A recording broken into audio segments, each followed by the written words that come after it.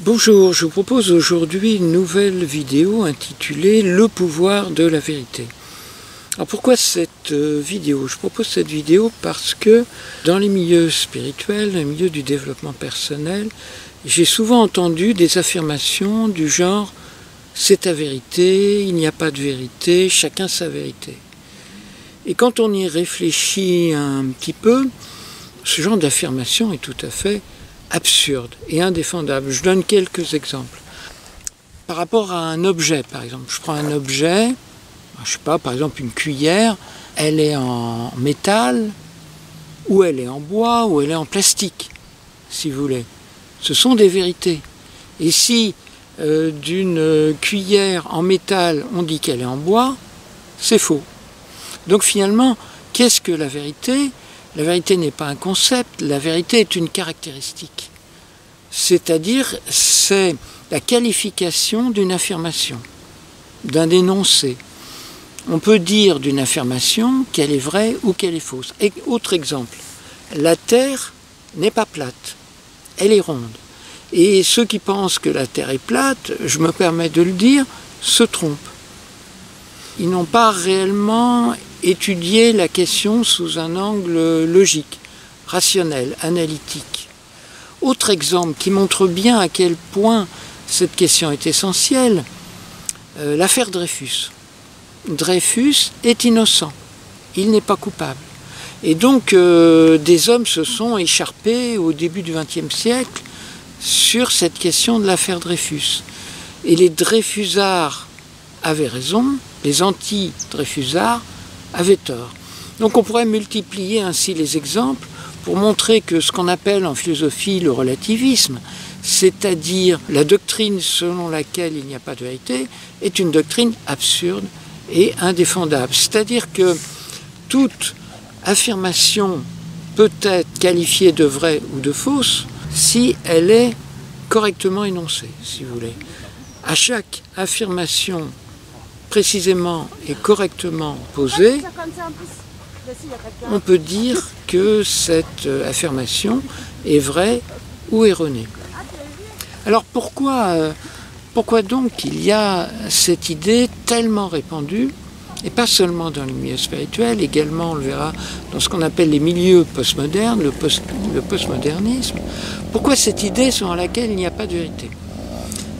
Il y a à cela deux raisons. La première, c'est un échappatoire pour éviter les conflits. C'est-à-dire que, par exemple, je dis quelque chose et quelqu'un me répond « pour toi » ou « c'est ta vérité ». Et ça permet apparemment d'éviter le conflit. Sauf qu'on a simplement évacué la question. On ne l'étudie plus, on ne l'envisage plus. Et on croit pouvoir continuer à avoir une relation harmonieuse. Bon ben voilà, toi tu penses ça, moi je pense ça, mais c'est pas grave, on s'aime quand même, on est quand même copains, on est quand même amis.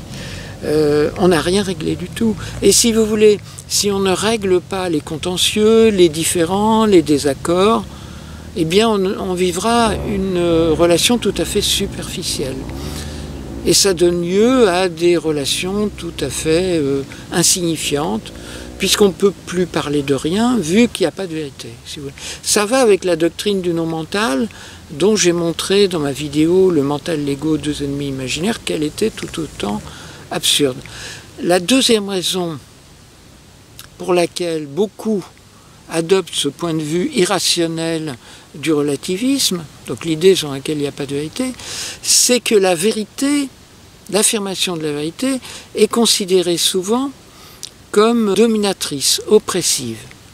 Et ça vient de siècles et de siècles de christianisme ou de religion d'une manière générale, où il y avait un certain nombre de pseudo-vérités, des dogmes qui étaient imposés à l'ensemble de la population. Et si on n'était pas d'accord avec cette pseudo-vérité, eh bien on finissait sur le bûcher ou torturé dans les geôles de l'Inquisition, etc. Et donc il y a un traumatisme associé à l'idée de vérité. Il y a souvent cette phrase qu'on entend dans les milieux dits spirituels, qui es-tu donc pour oser affirmer que ceci est la vérité? Donc si vous voulez, très bizarrement, l'idée de vérité est associée à l'idée d'impérialisme, de domination ou d'oppression, alors qu'en réalité c'est l'inverse. Vous voyez ce qui se passe dans les régimes totalitaires, les dissidents, les opposants se battent au nom de la vérité. Prenez le cas Julian Assange. Qu'est-ce qu'on reproche à Julian Assange?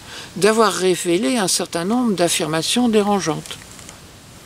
Autrement dit, Julian Assange est un combattant de la vérité, comme tous les dissidents, comme tous les subversifs, comme tous les révolutionnaires. Autrement dit, en vérité, la vérité est subversive et révolutionnaire. Elle a toujours été revendiquée, affirmée par ceux qui se sont battus justement pour renverser les pouvoirs totalitaires. Vous voyez? C'est toujours au nom de la vérité que les lanceurs d'alerte remettent en cause le système existant. Alors doit-on éliminer et censurer et empêcher de s'exprimer tous les lanceurs d'alerte? Non. Donc, voyez-le clairement, la quête de vérité est révolutionnaire. Et ce qu'il faut bien comprendre également, c'est que la vérité n'est pas une affirmation dogmatique. C'est une quête, c'est un chemin. C'est-à-dire que, moi qui pense que la vérité existe, et sinon, si je ne le pensais pas, je ne me fatiguerais pas à faire des vidéos.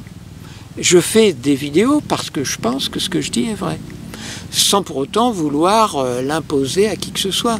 Si vous voulez, les chercheurs de vérité ne sont pas des dictateurs. Ce sont au contraire des gens qui essayent de faire avancer la connaissance. Oui, ce qu'il faut bien comprendre, c'est que lorsqu'il y a des éléments nouveaux, dans un domaine où je pensais que ce que je pensais était vrai, eh bien je corrige le tir, si vous voulez. J'intègre ces éléments nouveaux.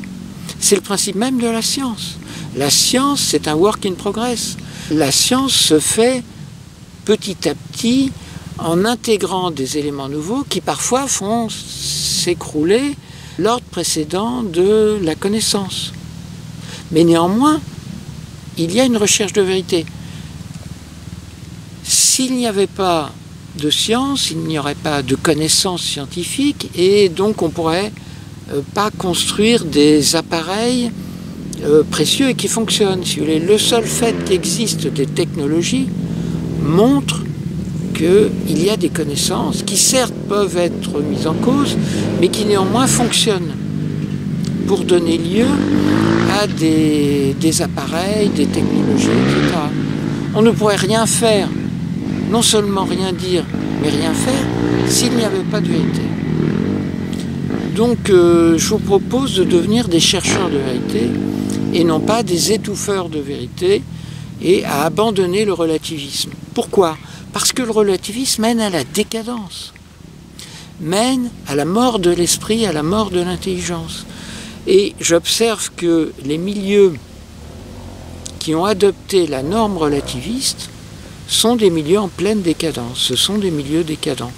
Deux types de milieux actuellement, depuis à peu près une trentaine, une quarantaine d'années, les milieux spirituels qui sont parfaitement décadents puisqu'ils sont fâchés avec l'intellect, avec l'intelligence, à cause de cette éternelle guerre contre le mental, contre le jugement. J'en ai parlé dans mes précédentes vidéos, l'impasse du non-jugement et le mental l'ego, deux ennemis imaginaires. Donc premier milieu décadent, je m'excuse de le dire, les milieux spirituels contemporains. Deuxième milieu décadent, ce qu'on appelle le postmodernisme, faisant suite à la French Theory, et qui a donné lieu au wokisme. Bon, si vous avez étudié ces questions, vous saurez de quoi je parle. Si vous ne les avez pas étudiées, eh bien si ça vous intéresse, vous pourrez vous pencher sur la question. Mais pourquoi le relativisme mène-t-il à la décadence? Tout simplement parce que c'est la mort de l'intelligence, c'est la mort de l'esprit. Si on considère qu'il n'y a pas de vérité, on arrête d'essayer de progresser intellectuellement ou spirituellement. On se contente de vivre de manière superficielle et ça donne lieu à ce que j'appellerais la religion de l'insignifiance. Donc je vous invite à devenir des chercheurs de vérité dans votre domaine de prédilection, dans votre domaine d'excellence, précisément parce que l'excellence ne peut exister que si l'on n'est pas relativiste. Parce que, dernière conséquence tragique du relativisme, s'il n'y a pas de vérité, il n'y a pas non plus de beau et de laid. Donc c'est la mort de l'art également. Tout se vaut. Donc pourquoi essayer d'écrire un texte de qualité si tout se vaut? Pourquoi essayer, moi je suis peintre par ailleurs, de peindre quelque chose de beau si tout se vaut? S'il n'y a plus ni beau ni laid, c'est la mort de l'art, c'est la mort de l'intelligence, c'est la mort de la spiritualité. Et c'est la mort de la civilisation. Voilà pourquoi je vous invite à quitter le relativisme et à devenir des chercheurs de vérité. À bientôt pour une prochaine vidéo.